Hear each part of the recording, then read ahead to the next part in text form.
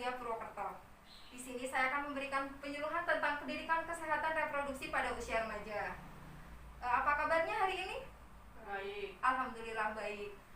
Sebelumnya udah ada yang tahu apa itu kesehatan reproduksi? Belum.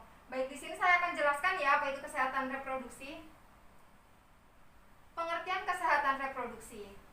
Kesehatan reproduksi adalah suatu kondisi sehat yang menyangkut sistem, fungsi dan proses reproduksi yang dimiliki oleh remaja. Pengertian sehat di sini tidak semata-mata bebas penyakit atau bebas dari kecacatan, namun juga sehat secara mental serta sosial kultural. Tugas perkembangan remaja difokuskan pada upaya meninggalkan sikap dan perilaku kekanak-kanakan serta berusaha untuk mencapai kemampuan bersikap dan berperilaku secara dewasa. Saya lanjut ya.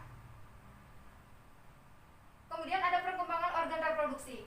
Pertumbuhan fisik pada remaja perempuan yang pertama itu akan mengalami mulai menstruasi. Kemudian kedua, payudara dan juga pantat akan membesar, indung telur membesar, kulit dan rambut berminyak, dan juga saat menginjak remaja, perempuan akan mengalami tumbuh jerawat. Lalu vagina mengeluarkan cairan, dan juga yang terakhir itu mulai tumbuh bulu di sekitar ketiak dan juga di sekitar vagina. Next ya.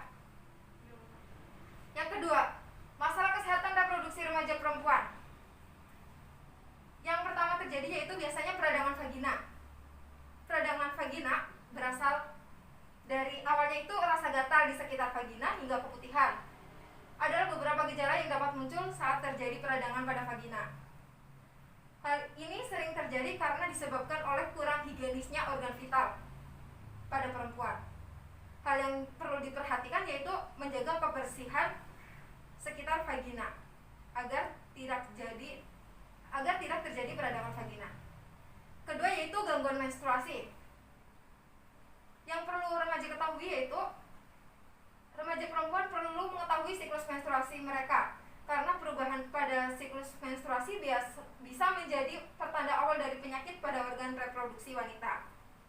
Gangguan menstruasi yang sering menjadi keluhan mencakup rasa sakit saat menstruasi, kemudian ada volume darah yang banyak saat menstruasi, dan juga siklus menstruasi yang tidak teratur.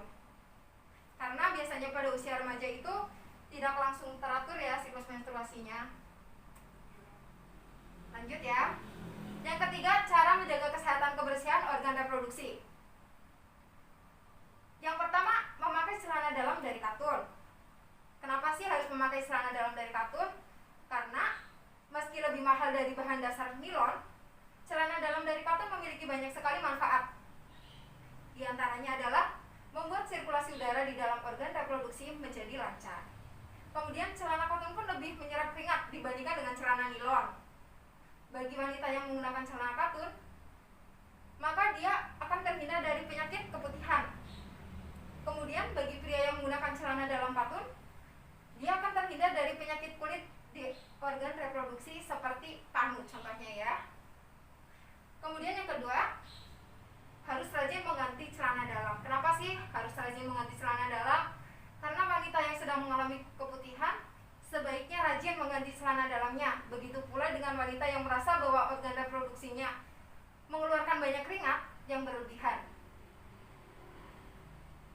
Keringat yang berlebihan bisa menyebabkan perkembangan dan pertumbuhan bakteri di dalam organ reproduksi, dan itu tidak baik ya. Makanya harus mengikuti aturan ini. Yang ketiga yaitu mengeringkan organ reproduksi. Gimana sih caranya? Jadi untuk menjaga kesehatan organ reproduksi sebaiknya sehabis melakukan buang air kecil atau juga buang air besar, mengeringkan organ reproduksinya itu menggunakan handuk. Jangan menggunakan tisu untuk mengeringkan organ reproduksinya. Sebab di dalam tisu itu ada zat pemutih yang bisa menempel di organ reproduksi. Lanjut ya. Dan yang keempat, membasuh organ reproduksi dengan benar. Ada yang udah tahu gimana caranya? Belum. Baik, saya jelaskan ya. Di sini banyak orang yang salah dalam membasuh kemaluannya. Cara yang salah itu justru bisa menyebabkan berbagai macam gangguan masalah kesehatan kelamin muncul. Cara membasuh kemaluan yang benar adalah dari bagian arah depan ke arah belakang, bukan sebaliknya. Kuman dan bakteri yang ada di kemaluan dibuang ke belakang, bukan malah dari belakang ke depan.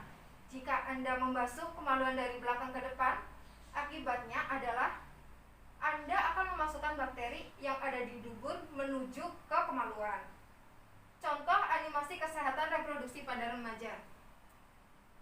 Ini ya contoh animasi kesehatan reproduksi pada remaja. Sudah dipahami ya? Sebelum saya menutup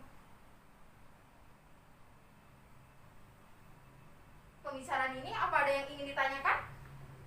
Tidak ada. Baik, tidak ada ya. Sekian dari saya, terima kasih atas perhatiannya.